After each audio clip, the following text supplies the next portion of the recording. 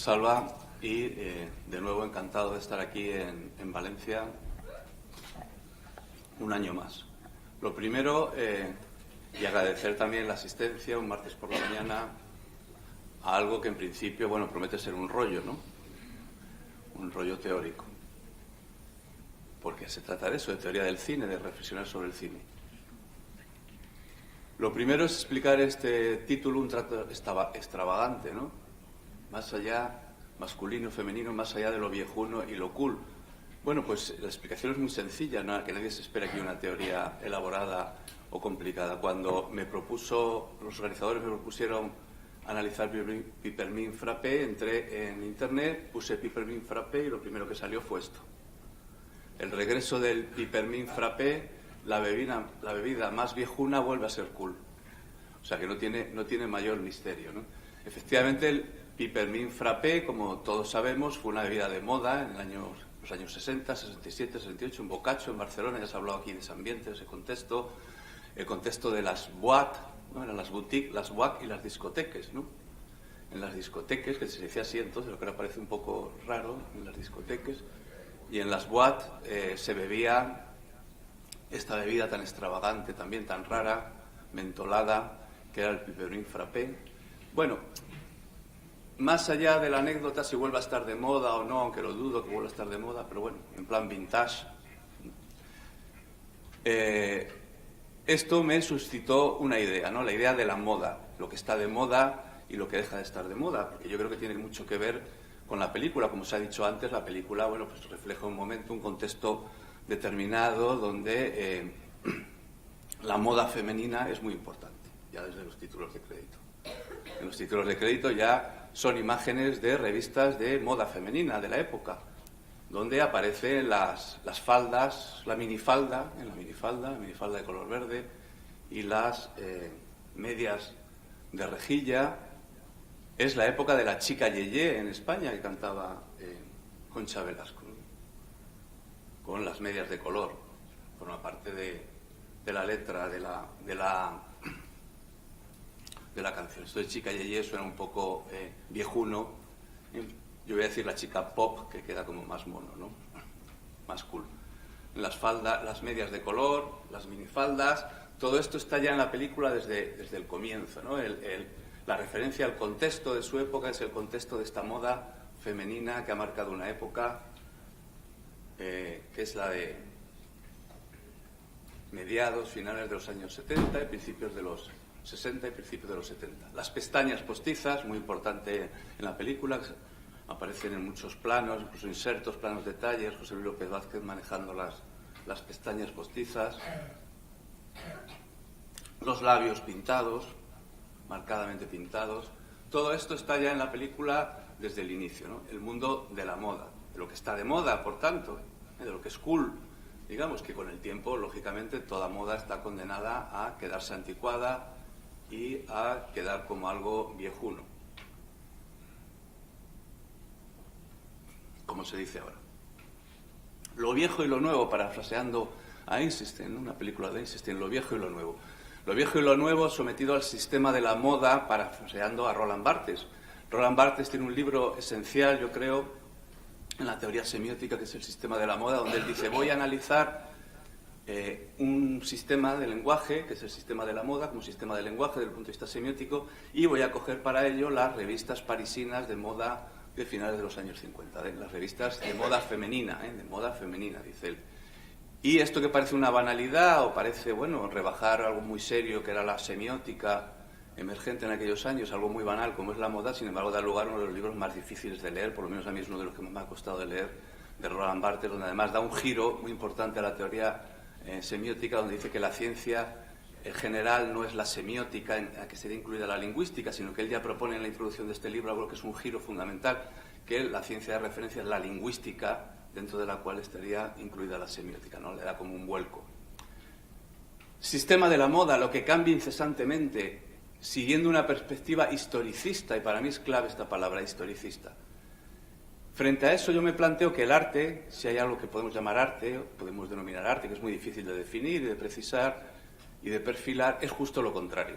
El arte hace referencia a lo que hay de eterno, cuidado, eterno, no hay nada eterno en el ámbito del ser humano. Lo que hay de permanente, de constante o de invariante, que no varía, que está ahí desde que somos Homo sapiens, a lo mejor que somos neandertales, y que podemos encontrar en una obra de Sófocles de hace 2400 años, en Shakespeare, hace 400, 500 años, la constancia, esa constancia que podemos encontrar en la obra de arte y que es ajena a las modas, a este sucederse de lo viejo y lo nuevo, porque hay algo en la naturaleza humana que no cambia. Esa es la hipótesis. Esa es la hipótesis. Sin embargo, vivimos en una época historicista. Y yo quiero reivindicar un filósofo que yo he descubierto hace pocos años, Leo Strauss, a partir de un escritor español, Gregorio Luri. Es un filósofo poco conocido en España, judío, alemán, que escribió, tuvo que huir a Estados Unidos, huyendo de los nazis, y escribió la gran parte de su obra en Estados Unidos hasta los años, a principios de los 70, que fue cuando murió. Es fundamental en filosofía política, Leo Strauss. Y Leo Strauss tiene una hipótesis que a mí me sorprendió mucho cuando empecé a leer sus trabajos de filosofía política platónica, como él decía, que es algo bastante enigmático esto que la denomine platónica, ¿no? Su filosofía política, precisamente porque encuentra en Platón algo que es invariante y que está en la filosofía de todos los tiempos, ¿no? Sin embargo, él dice que el gran peligro de nuestra época, lo que nos lleva al nihilismo y al relativismo, que él veía como grandes problemas, el nihilismo y el relativismo, es el historicismo. El historicismo es el espíritu de nuestro tiempo. Cuestión tremendamente compleja, porque en este momento Leo Strauss pasa a ser historicista. Precisamente en la definición del historicismo, él mismo pasa a ser historicista, define nuestro tiempo como algo diferente a la época de Platón. Es una contradicción con la que él lucha y yo creo que no consigue vencer del todo, ¿no? ¿Qué es el historicismo? Que todo está históricamente condicionado. Todo producto cultural se explica por su contexto histórico. Que nada tiene validez universal, que todo cambia, no hay nada universal, ni constante, ni eterno, algo que valga para todos los tiempos. Esas son frases de Leo Strauss. Pero, sin embargo, el propio Leo Strauss intenta proponer, a partir de una reflexión socrático-platónica, en los inicios de la filosofía, de la dialéctica, intenta proponer que más allá de los cambiantes contextos históricos existen cuestiones fundamentales y permanentes. Bueno, si alguien se creía que esto iba a ser así una cosa banal cuando empecé con lo de la moda, pues ya ve que no, ¿no? Estamos en la teoría. No hay mejor práctica que una buena teoría. No hay mejor práctica de análisis de una película que un planteamiento teórico serio. Es decir, que toda película, según esta perspectiva historicista, en la que según Leo Strauss estamos totalmente subidos y es muy difícil, ni él mismo consigue despegarse, ¿no? Al proponer esta hipótesis, como digo, él mismo se hace historicista ya. Toda película debe ser entendida en su contexto y ese contexto finalmente acaba subsumiendo a la película. Entonces, cuando yo leo todo lo que he podido leer sobre Pipermin Frappé, nos habla del franquismo visto ahora, ¿no? La perspectiva de esta generación, que a mí me hace gracia, ¿no? Pues yo viví el franquismo algo por la edad que tengo y cuando oigo hablar del franquismo fantástico, pues me parece un poco fantástico. Todo queda subsumido por el contexto y todo se explica por el franquismo, por mayo del 68, por los años 60, por esa moda. Es decir, la película Pipermin Frappé ha sido subsumida por la moda, por la minifalda, las medias de color y las medias de rejilla y los labios pintados y las pestañas postizas. Todo es moda, por tanto, ¿qué queda? Y no, perdón, luego hacemos un coloquio, es que si se me interrumpe yo pierdo el hilo. Luego seguimos. Sí, pero luego al final es que mi modo de hablar es continuo, si no me corto y luego me cuesta recuperar el hilo. Sin embargo, hemos visto ahí que ponía trama y fondo, análisis y lectura del texto, teoría y lectura del texto. Cuando nosotros leemos textos, yo creo que lo que estamos reivindicando es algo que va más allá del contexto. Es decir, y por eso hay películas, cuidado, que son contexto, puro contexto, pero hay otras, y en mi opinión esas son las que se pueden definir como obras de arte o que tienen algo de arte, y Pipermin Frappé lo tiene, es ese cineasta tan culto que es Carlos Saura. Lo que pasa es que, bueno, un hombre culto en el ámbito del cine, no nos engañemos, pues es complicado, ¿no? Pero para mí el gran mérito de Saura es que es un hombre culto, ¿no? Y hace un cine culto. Y que apunta hacia algo que tiene que ver con la obra de arte, ¿no? Pues si hay algo de texto en Pipermin Frappé es porque y trasciende el contexto, va más allá del contexto y por tanto es invariante, es permanente. Entonces la pregunta que yo lanzo a la sala, la visión que da la película de lo femenino y de lo masculino, esta es la gran pregunta. ¿Pertenece al sistema de la moda? ¿Se ha quedado anticuada? Esa mujer ya no tiene nada que ver con la mujer de nuestra época, ni ese hombre tiene nada que ver con el hombre de nuestra época, por tanto habría perdido interés, ¿para qué nos vamos a engañar? No solo se dormirían los espectadores de la época, como os he dicho antes, sino que ahora ya es que nos dormiríamos y nos aburriríamos y no nos interesaría nada.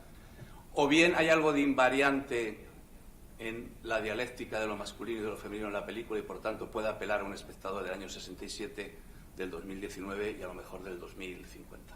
Esa es la gran pregunta. Esa es la gran pregunta.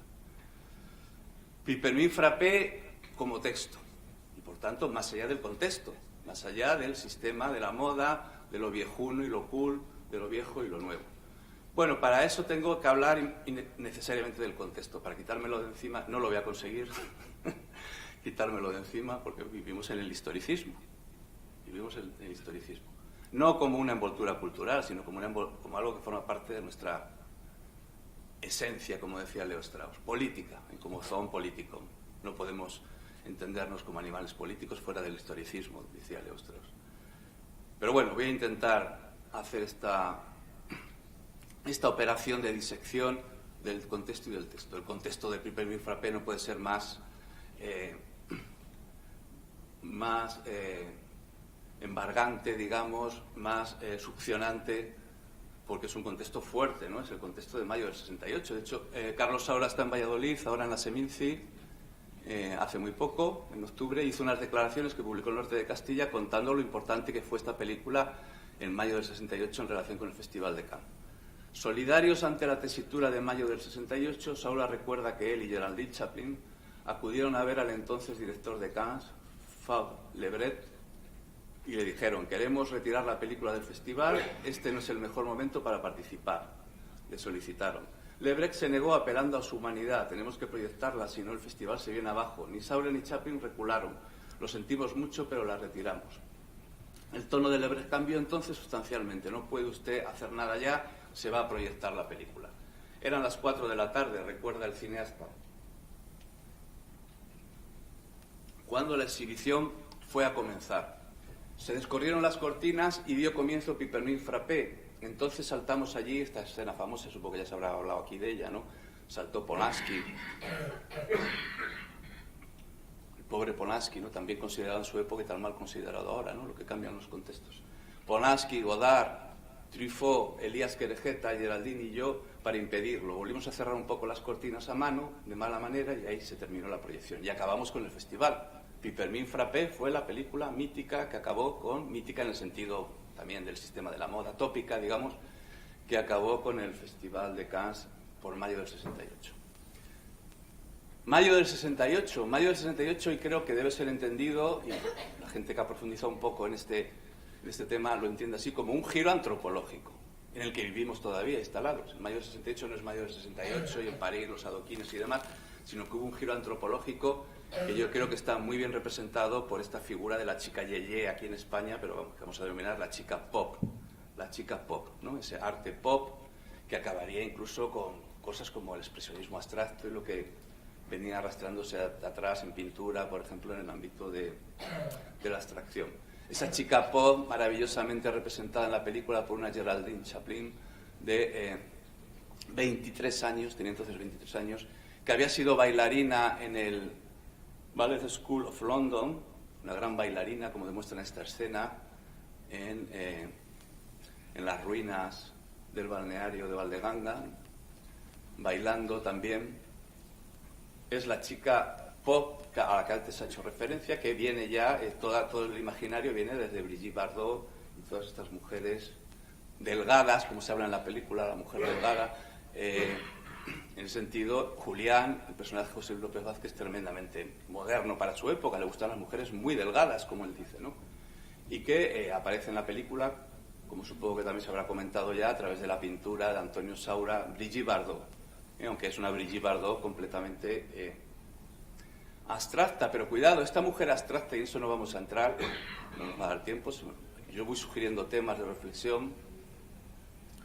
Esa mujer abstracta tiene mucho que ver con la chica pop, ¿no? Esa Brigitte Bardot abstracta del cuadro en el que se incrusta la propia Geraldine Chaplin, como vemos, porque Geraldine Chaplin, en esa maravillosa secuencia en la que van visitando el Museo de Arte Abstracto Español de Cuenca, se va incrustando, se va, como vemos en esta imagen, este fotograma, forma parte de la propia obra del Museo Abstracto. La chica pop forma parte de ese movimiento cultural moderno que representa ese Museo de Arte Abstracto Español que se acaba de inaugurar en Cuenca. El Museo de Arte Abstracto Español se inauguró en el año 66, hace un año, quizás menos de un año, cuando se rodó la película, que se acababa de inaugurar el Museo de Arte Abstracto. La chica cubista, este maravilloso fotograma de la película donde Geraldine Chaplin aparece directamente como una mujer picasiana, una mujer picasiana. Por tanto, muy ligada, este gran fotógrafo y para mí el componente visual del cine de Saura es muy interesante, consigue imágenes muy interesantes. Aquí lo ha captado perfectamente en este juego de espejos, de gafas y demás, y de escalas en los ojos, esa presencia de la chica pop como mujer picasiana, que tiene que ver también con todo esto, ¿no? Ahora bien, ese giro antropológico si vamos a hablar de contexto, vamos a ser un poco rigurosos, ¿no? Por ejemplo, hay gente que se cree que la minifalda estuvo prohibida, el bikini estuvo prohibido en España por Franco. Pues no, resulta que cuando uno estudia historia con seriedad, en España el bikini se autorizó en Benidorm 8 años antes que en Francia. En Francia estuvo prohibido el bikini en la Costa Azul y en todas las playas bastantes años más que en España. Hay muchas cosas que se achacan al franquismo, pero que ocurrían en Francia y en todos los países europeos de nuestro entorno.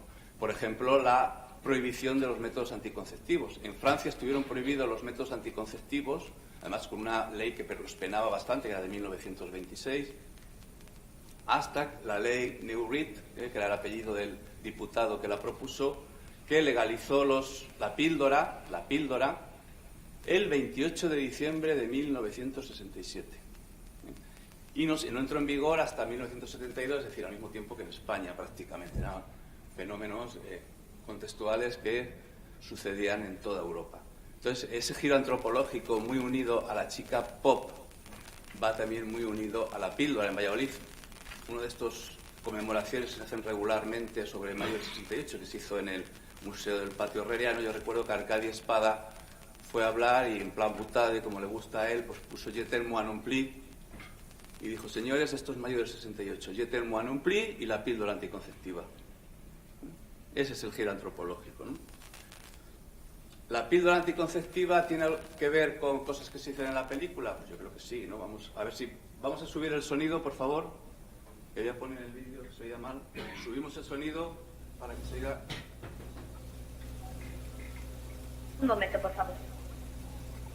Lo pensé durante mucho tiempo y al fin me decidí, aunque sigo sin creer demasiado en el matrimonio. ¿Por qué? Porque es firmar algo para siempre. Nunca se sabe lo que puede pasar. Pablo piensa igual que yo.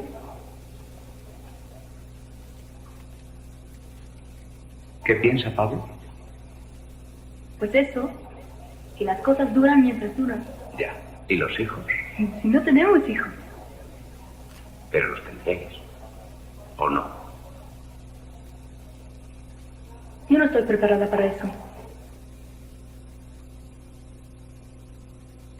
Se habla del matrimonio, es el giro antropológico, tiene que ver con la chica pop, con la píldora anticonceptiva, pues afecta también al matrimonio y al tener o no tener hijos.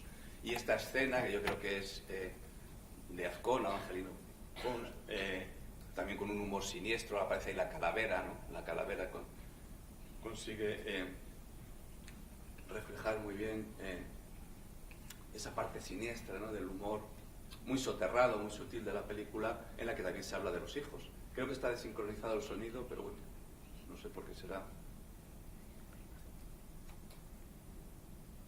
Sí. ¿Cómo está tu mujer? Está embarazada otra vez, figúrese usted. ¿Y cuántos tenéis ya? Con este 5. Y con suerte, 6 años llevamos casados. Bueno, se puede bajar ya el sonido, aunque ha parecido desincronizado. Tienen 5 hijos y con suerte, ¿no? Porque llevan 6 años casados. Claro, esa es la España vetusta, la España de antes de mayo del 68, representada por este paciente de Julián, que tiene 5 hijos en 6 años. Este contexto no es solo un contexto de giro antropológico, es un contexto político e ideológico. No sé si alguien se ha fijado en las imágenes de los títulos de crédito, que justo la última es tremendamente extraña. ¿Alguien se ha fijado? No.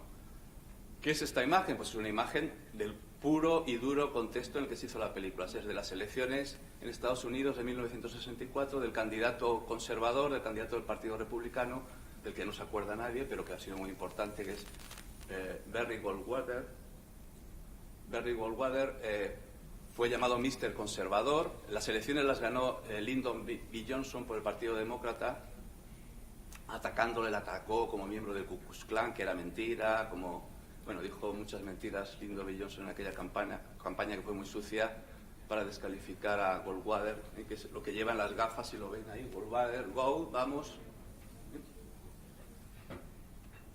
Esta mujer viejuna, lo viejuno, porque todas han sido imágenes de chicas guapas, chicas modernas, chicas con minifalda, y justo la última imagen aparece lo viejuno, esta mujer vieja que es una seguidora de Mr. Conservador, que fue precursor de Ronald Reagan. Bueno, para que alguien lo entienda, es como si ponemos en una película actual a Donald Trump.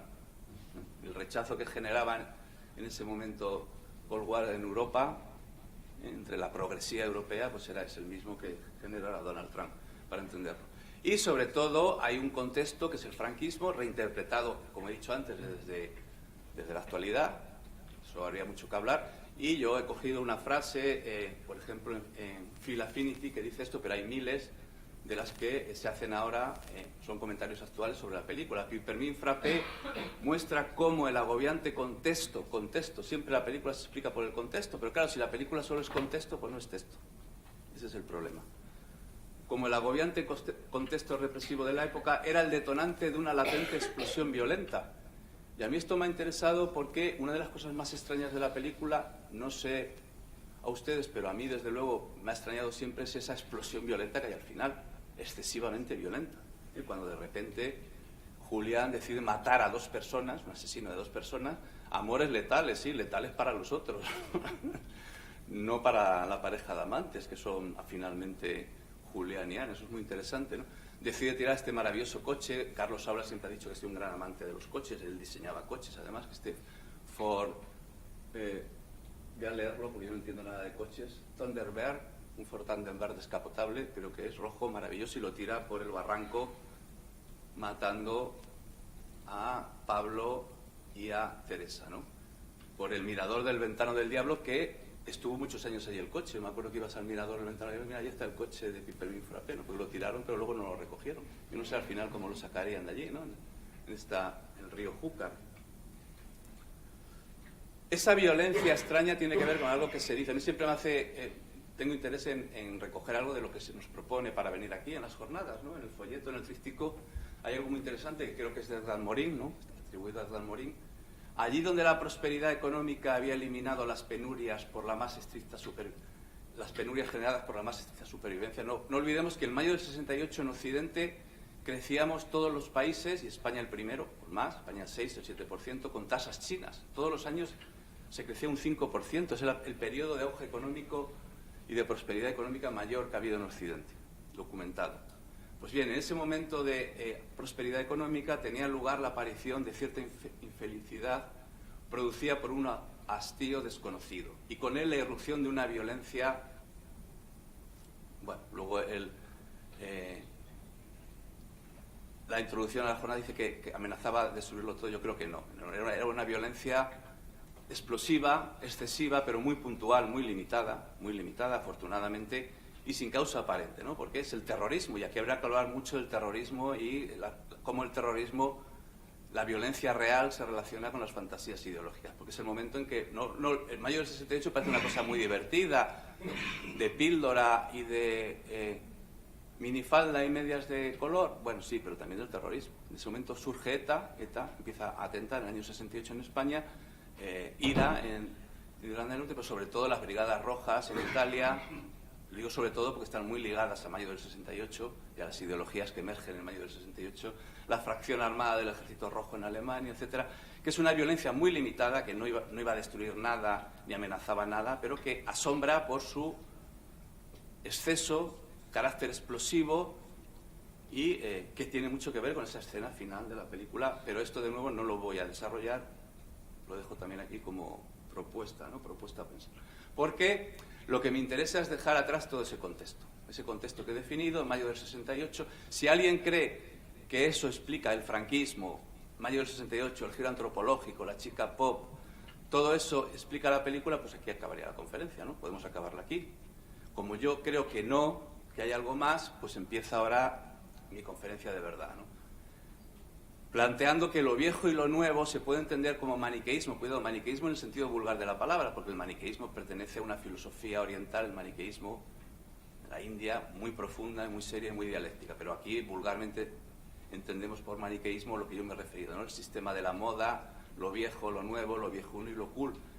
En uno de sus diálogos más interesantes, Platón, y con esto ya voy a hacer la última propuesta así teórica fuerte, el Eutidemo, donde llegan dos sofistas extranjeros a Atenas, muy famosos por su retórica, a dar clase, y Platón dice que él quiere aprender, entonces todo el mundo se queda alucinado, pero ¿cómo? Perdón, Sócrates, Platón lo escribe, Sócrates es el personaje que dice que él quiere aprender de estos sofistas que eran famosos por enseñar a la gente a manipular a los demás mediante el lenguaje, bueno, lo que es la retórica sofística, ¿no? Pero ¿cómo tú, que propugnas la dialéctica filosófica, la verdad, la búsqueda de la verdad, vas a aprender de estos que lo único que dicen es que puedes convencer a alguien de una cosa o de otra, que no hay verdad ni mentira, simplemente es la habilidad que se tenga con el discurso? Entonces, en este diálogo tan interesante, el Eutidemo, que analiza Leo Strauss con mucho detenimiento, Platón, en boca de Sócrates, propone una diferencia entre la erística, que es lo que practican los sofistas, y que es lo que se practica normalmente como maniqueísmo, y la dialéctica, y ahí inaugura la filosofía seria y fundamental, la dialéctica. Bueno, pues todo lo que me queda ya de conferencia va a ser un intento de demostración o de reflexión un poco meticulosa y seria y rigurosa, todo lo que pueda, de que lo que hay en la película no tiene que ver con la erística de la moda, esto banal de lo viejuno y todo cambia, todo se transmuta, sino con la dialéctica de lo que permanece en el ámbito de la naturaleza humana en relación con lo masculino y lo femenino.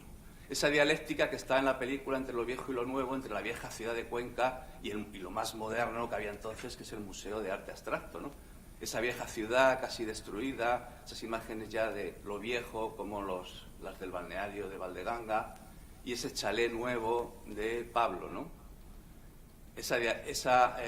Esa confrontación entre lo viejo, esto todavía no es dialéctico en mi opinión, una confrontación entre el coche, el Seat 850 de Julián y el Ford de Alfredo Mayo, ¿no? Esos dos coches que aparecen ahí al fondo del plano, el 850, el Seat 850 y el Ford, y estos dos personajes que aparecen en plano medio, primer plano largo, donde vemos la forma de vestir, ¿no? Julián, una forma tradicional, con la corbata, la chaqueta y demás, y Pablo, Alfredo Mayo, pues con ese pañuelito ya de playboy, de hombre moderno, y ese suéter y demás. Lo viejo y lo nuevo. Lo viejo, el té, ¿no? El té que toman estos tres personajes con la madre de Pablo, inmediatamente después, como contraste en el contracampo, lo nuevo, ese peppermint frappé, esa bebida absolutamente de moda de las boîtes y de las discotecas que toman estos tres personajes. Fijamos la relación que hay entre un plano y otro, tres personajes, pero donde la mujer vieja, la madre, ha sido sustituida por la joven. Pero sobre todo, y esto es muy importante, esa confrontación entre lo viejo y lo nuevo está en la música, entre el misterio de Elche, que es del siglo XV, y esa maravillosa canción de los canarios que tuvieron su primer éxito. Al año siguiente sería número uno, la canción del verano, y número uno en muchos países con Ponte de rodillas, ¿no? Bueno, pero más allá de esta inclusión dentro de la película de lo viejo y lo nuevo, la vieja ciudad vetusta de Cuenca, el museo que tiene en su interior al Museo Español de Arte Abstracto, que era lo más moderno que había en ese momento, esa dialéctica yo creo que está sobre todo construida en la película en torno a lo masculino y lo femenino, porque Julián, y esto no nos olvidemos, no es un personaje de una sola pieza. Va vestido a la antigua, pero su bebida favorita no puede ser más moderna, es Pipermint Frappé. No sé si alguien ha pensado en esto. Como un personaje supuestamente de la España profunda, de la España vetusta, su bebida preferida es el Pipermint Frappé. Luego ahí ya vemos algo que hace que Julián no sea un personaje de una sola pieza, un personaje plano. Tiene una casa donde tiene su consulta de médico pues muy antigua, con muebles, fíjese, este mueble no puede ser más antiguo, pero luego su retiro de fin de semana no puede ser más moderno. No puede ser, incluso con ese sillón que ahora nos parece ridículo, que hasta tiene una antena de radio detrás. Entonces, Julián, ¿qué es? ¿Viejo o nuevo? ¿Es viejuno o es cool? Es cool porque tiene estos muebles y este diseño en su lugar de retiro, pero también tradicional y viejo porque es algo que no nos cuadra en la composición del personaje masculino, igual que en su habitación tiene esta modernísima para la época máquina de hacer de remos, de hacer ejercicio, y esa doble personalidad, por así decirlo, de Julián se refleja ya en muchos planos de la película. Esa maestría que tiene como fotógrafo, gran fotógrafo también Carlos Saura, la fotografía de Luis Cuadrado, claro, colabora mucho, en que el personaje aparece reflejado en el espejo. ¿Quién es Julián? De esos dos Juliáns que aparecen ahí reflejados en el espejo. Igual que, curiosamente, cuando esto es una escena que a mí siempre me sorprendió mucho, cuando se encuentra por primera vez con Elena, la que aparece reflejada en el espejo no es ella, sino que es él. Es él, el personaje masculino. ¿Qué Julián es el, por tanto, el que define al personaje? ¿El viejo o el nuevo? ¿El viejuno con esa casa tan antigua o el nuevo insisto, del Pipermint Frappé? Y Elena, no digamos. Elena, el personaje femenino, se multiplica en espejismos, en espejos, en reflejos. Por supuesto, el espejismo mayor, en el sentido del espejo, ¿no? La difracción especular, es su desdoblamiento en estos dos personajes que son Elena y Ana, los dos interpretados por Geraldine Chaplin, que es algo que está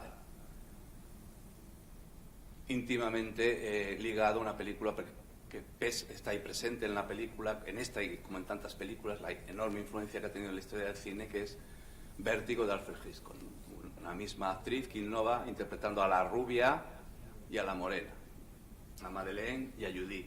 Pero también en David Lynch, Carretera Perdida, Patricia Arquette, representado también a dos personajes, la rubia y la morena. O bien, aquí hay una variación, la rubia interpretada por Laura Dern, la morena por Isabella Rossellini en Terciopelo Azul, o en Mulholland Drive, la rubia representada por Naomi Watts y la morena por Laura Elena Harring. Ahora, quien riza ya el rizo y va mucho más allá es este genio absoluto que es Buñuel, ¿no? Porque él, en ese oscuro objeto de deseo, introduce dos mujeres, dos actrices totalmente diferentes, Carol Bouquet y Ángela Molina, interpretando a Conchita, a un mismo personaje femenino. Digamos que difracción especular, por así decirlo, esta especie de espejismo de lo femenino es algo que está en muchas obras importantes de la historia del cine. Bueno, ya nos está diciendo que esto no es... Para mí, ¿por qué aporto todo esto, todas estas referencias a la historia del cine? Como prueba que alguien se puede creer o no creer, o puede tener más o menos peso, la pongo sobre la mesa como prueba de que estamos en el ámbito del texto y no del contexto. Porque es algo que está en la historia del cine y podríamos buscar también en la historia de la literatura, en la historia del teatro, en la historia de la cultura humana, esta, digamos, dualidad de lo femenino. Y luego, sobre todo, aparece lo viejo y lo nuevo. No puede aparecer con más fuerza en Elena, que está haciendo algo viejísimo, que es la rompida de la hora del Viernes Santo en Calanda. No puede haber algo más viejo, tiene un montón de siglos, una tradición, en una chica tan moderna. La chica pop tocando, es algo que incluso resulta hasta inverosímil, ¿no? La chica pop, Brigitte Bardot, tocando el tambor en Calanda, la rompida de la hora, rodeada de hombres. Es algo además que en esa época solo hacían hombres. Frente a la chica pop total, que es Elena. Hay una contradicción absoluta, pero que en mi opinión es dialéctica de nuevo y que tiene una explicación que es, yo creo, lo más interesante dentro de la película. En cuanto a la dialéctica de lo masculino, Julián no solo no es un personaje plano, sino que en el plano de lo masculino está por encima, no sé si alguien lo ha pensado, está por encima claramente de Pablo. Pablo, bueno, la referencia sexual es evidente, ¿no? No me voy a extender más porque es obvia, ¿no? Ahí la tenemos. Es un personaje mucho más ridículo porque no acierta. Sin embargo, Julián acierta. O sea que en el plano de lo masculino, pues es un personaje metafóricamente mejor definido en contraposición a Pablo, ¿no? Además, lee a Antonio Machado, cuidado, es el representante del franquismo, como dicen algunos críticos. Pero bueno, es que no se quiere ver la película. Resulta que en la película quien lee a Antonio Machado, con todo lo que significaba en la época la poesía completa de Antonio Machado, es Julián. Y tanto Elena como Pablo le ridiculizan. O sea que es un personaje, quiero decir, complejo. Y aquí introduzco esta idea de complejidad, de ambivalencia, y que se refleja en esa difracción en el espejo del personaje. Pero sobre todo es un personaje dentro de su masculinidad que tiene que ver con Pigmalión, que no es una metáfora de lo masculino del año 67. Pigmalión se remite a la cultura clásica, ¿no? Es el hombre que construye a su mujer o intenta construir a la mujer ideal. Y eso es lo que va a hacer Julián, construir a la mujer ideal partiendo de las revistas de moda, algo que tiene que ver con lo erístico, con el sistema de la moda, pero que entra en la dialéctica de lo masculino en la película. Él va a construir literalmente con reglas geométricamente, va a intentar construir esa mujer ideal, midiendo, cortando con las tijeras, recortando y pegando en esa revista que ha hecho él y que va a enseñar a Ana, donde están ahí esos cortes y recortes de la mujer, esa mujer con medias de color y minifalda, que va a asumir Ana como tal. Antes se ha dicho que una era la prostituta y la otra la mujer tradicional. ¿Cuál? Porque vamos, Ana representa a las dos, ¿o no? No está aquí en una posición de prostituta supuesta mujer, amante, la amante, ¿no? Entonces, en Ana, aquí de nuevo vemos la complejidad del cine de Saura. No son personajes planos, igual que pasaba con Julián, pasa con Ana. Ana es la sumisa, tradicional, mujer española, pero bueno, se aparece ahí en la cama con medias, esos elementos que definían a Elena, ¿no? Las medias de rejilla, la minifalda, el paquete de Winston, de rubio americano, el zapato de tacón y el bolso. El paquete de Winston, lo vemos, el bolso y la media de rejilla, es decir, que están totalmente imbricadas Ana y Elena, no es algo opuesto, no es ese maniqueísmo de la mujer nueva, moderna, europea y la mujer española tradicional. Ana, de mujer española tradicional, tiene muy poco, como hemos visto, porque sobre su cuerpo se va construyendo esa mujer sobre la que ha estado fantaseando Julián, ¿no? A partir de esos cortes y recortes en las revistas de moda. Sobre ella va a pintar, es la misma operación que hará Scotty James Stewart en Vértigo, ¿no? Pintar sobre el cuerpo de Judy la fantasía de Madeleine. Le pone las pestañas postizas, se las pega, igual que Elena, le pinta los labios. Por cierto, que estos elementos de los títulos de crédito remiten, esto es otra prueba más de la conexión que hay entre Pipermin Frappé y Vértigo de Hitchcock. Estos ojos de Pipermin Frappé de los títulos de crédito son idénticos a estos ojos de los títulos de crédito de Vértigo. Y estos labios de Pipermin Frappé son idénticos a estos labios de los títulos de crédito de Vértigo. Si alguien quiere alguna prueba más. ¿Qué va a construir este Pigmalión sobre el cuerpo de Ana? Y la propuesta, insisto, para recordar lo que he dejado sobre la mesa, es: ¿esto es del contexto o pertenece a eso invariante del ser humano? Y podemos encontrar en toda la cultura del ser humano todo esto, este proceso de reconstrucción del fantasma, o de una fantasía, más que fantasma, me refiero a una fantasía femenina en el cuerpo de una mujer concreta que es Ana, ¿no? Literalmente es una especie de fantasma que deslumbra en la noche a Julián en esa escena satánica, de burla satánica que hace Elena de esa fantasía de la mujer tocando el tambor en Calanda, ¿no? Que es lo más extraño de la película, lo de la fantasía que sea precisamente en Calanda, más allá del homenaje explícito a Buñuel, Por supuesto. Ahora bien, no olvidemos una cosa. En teología, y seamos serios, cuando utilicemos términos de psicoanálisis, pues tenemos que ser rigurosos. Cuando utilicemos términos teológicos, tenemos que ser serios. No hay una propuesta satánica si no hay una propuesta sagrada que revertir. Lo satánico, lo diabólico, es lo que revierte lo sagrado. Lo que le da la vuelta, y hace justo lo contrario. ¿Qué quiere decir esto? Que si todos percibimos aquí el componente satánico en la noche, en la burla de Helena, es porque la escena de Calanda, y esta es mi hipótesis con la que voy a acabar, es sagrada. Remite al ámbito de lo sagrado. Y eso es lo que hace interesante esta película, más allá de su contexto de minifaldas, de la moda y de mayo del 68. Y eso sagrado que hay en esta escena de fantasmática, digamos, de tocando el tambor, la mujer tocando el tambor en Calanda, tiene que ver con, el elemento fálico. Ana sobre Ana se va construyendo esa fantasía en el momento, por ejemplo, que este es un plano que aparece ahí, ella dormida, ya casi al final de la película, no sé si alguien se ha fijado, sosteniendo este elemento fálico que es esta metáfora fálica, que es el palillo del tambor. ¿Por qué digo que es fálica? Bueno, porque ese palo que hemos visto antes, que introducía en el redondel Pablo o Julián, y que todo el mundo ha admitido que tenía un componente fálico, creo, ¿no? Todo el mundo lo ha admitido. Pues es el que tocan en una escena también muy interesante, agarra con sus manos Helena, ¿no? Y que le ofrece Julián.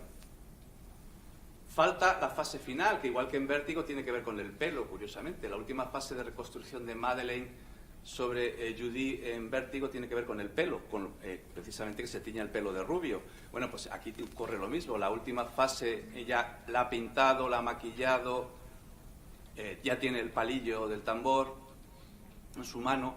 Lo que falta ahora es la peluca rubia para convertirse, esta es la escena final en la que Ana se ha convertido en la mujer que toca el tambor. La mujer que toca el tambor.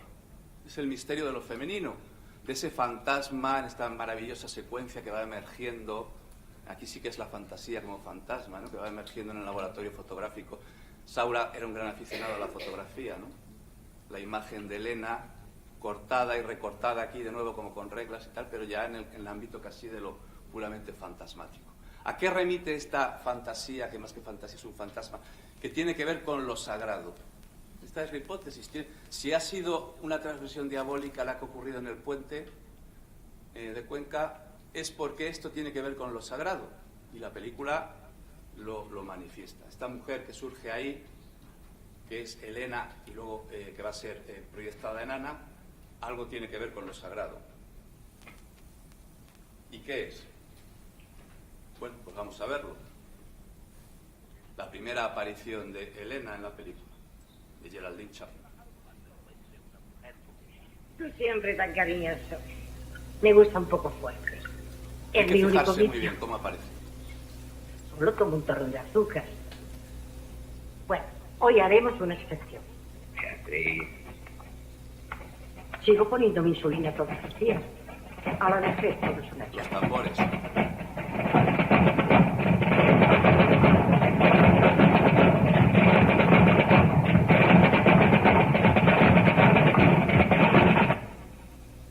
¿Se ha visto lo que tiene de sagrado?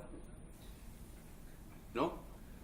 Es que bueno, sobre todo los más jóvenes, no sé qué tal andan de cultura católica. Cultura, esa cultura. Nosotros vamos por la calle de Valencia, yo veo iglesias, veo monumentos, veo referencias al catolicismo. Entonces, no me estoy refiriendo a nada más que del ámbito cultural o histórico. Hay un elemento ahí iconográfico, católico esencial, que a lo mejor, sobre todo a los más jóvenes, les ha pasado desapercibido. Bueno, en primer lugar, veamos la composición del plano, donde se coloca la cámara. ¿Qué es lo que estructura? Pues está ahí, en primer término, en escorzo, Julián, José Luis López Vázquez, hablando con la madre de Pablo, y en el fondo, ¿qué es lo que aparece? Encuadrado, reencuadrado dentro del encuadre. ¿Lo vemos lo que aparece en el fondo? Bueno, lo que vemos es un altar. Es un altar. Es un altar, ¿por qué? Porque en ese altar aparece la Virgen.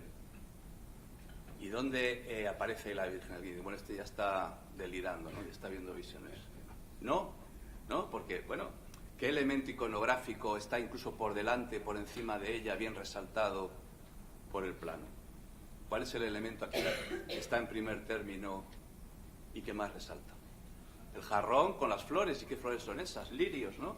¿Y qué son los lirios? Pues la flor más ligada, una de las flores más ligadas a la Virgen María. Los lirios. Incluso he intentado buscar una imagen un tanto bonita, porque la verdad es que la iconografía actual católica es penosa, ¿no? Deja mucho que desear las estampitas. Pero, claro, pero cuidado, pero todo el arte católico, si ahora nos reímos del actual, pero cojamos todo el arte maravilloso. Y he encontrado esta imagen, buscaba una de una virgen rubia, ¿no? Una virgen rubia con lirios. Una virgen rubia con lirios. ¿Cómo explicar, si no, esa construcción en contrapicado? Porque hay que darse cuenta que vemos la llegada de Elena, la vemos en contrapicado, en ese altar y rodeada de lirios. ¿Alguien encuentra otra explicación? Pues creo que la referencia es explícita, y ahora nos permite explicar qué pinta ahí la dialéctica Misterio de Elche, música del siglo XV, con la música de los canarios y tal. Bueno, el Misterio de Elche aparece ya en los títulos de crédito. Todos en los títulos de crédito vemos imágenes de la moda femenina, las minifaldas,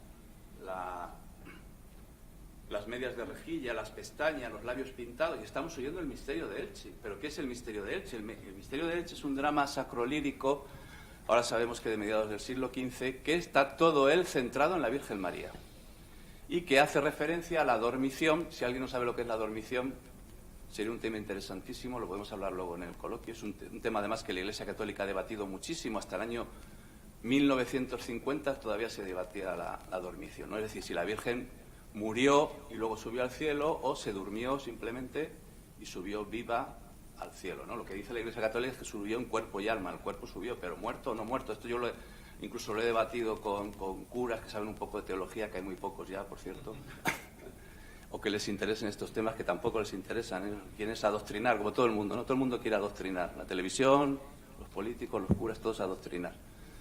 Pero si a alguien le interesa un poco la teología, y no está claro la dormición de María. Esto es uno de los grandes misterios, ¿no?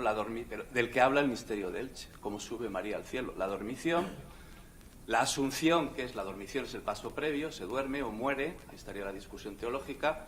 Sube al cielo, la asunción y la coronación de la Virgen María. Bueno, ese es el Misterio de Elche. ¿Y qué pinta el Misterio de Elche en esta película? Pues lo mismo que los lirios y esa imagen con túnica blanca tan claramente mariana de Elena que aparece en la película. ¿Y qué es la Virgen María? Bueno, pues la Virgen María que aparece aquí.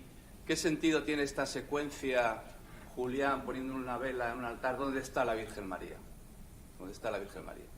Es un personaje carca, tradicional. Bueno, alguien puede, esto es que le gusta tanto el contexto, pues un personaje franquista, carca, tradicional, pero luego le gusta el pipemín frappé y es el que mete el palo en el sitio y es el que lee a Machado. Cuidado, es el que lee a Machado. La presencia de la Virgen ahí tiene que ver con esta dialéctica de lo femenino en relación con lo masculino, por supuesto, porque el que enciende la vela y que está ahí es Julián, que para mí forma parte de lo textual y es lo que abriría ahora ya pues un análisis centrado en lo textual, que es la propuesta que yo trato aquí de poner sobre la mesa. ¿Qué es la Virgen María? Bueno, es nuestra madre, ¿no? Simbólica. Es una madre simbólica, y aquí aparece el tema de la madre, que ya se plantea en un aspecto textual y no contextual, como antes con lo de la píldora anticonceptiva de mayo del 68. Esto es un problema de todos los tiempos. El problema de la maternidad es un problema de todos los tiempos. Y que en la película aparece reflejada de una forma un tanto siniestra en una escena muy navideña, San José, la Virgen y el Niño, cuando Elena coge esta muñeca en las ruinas del balneario de Valdeganga, esta muñeca sin ojos, y que acaricia como un niño y nos plantea el tema definitivo, y que para mí explica esa fantasía de la mujer en Calanda tocando el tambor, lo sagrado y su transgresión satánica, como el tema de la maternidad, que dejo sobre la mesa ya como otra propuesta más, esta sí definitiva, ¿no? Pues nada más, muchas gracias por su atención.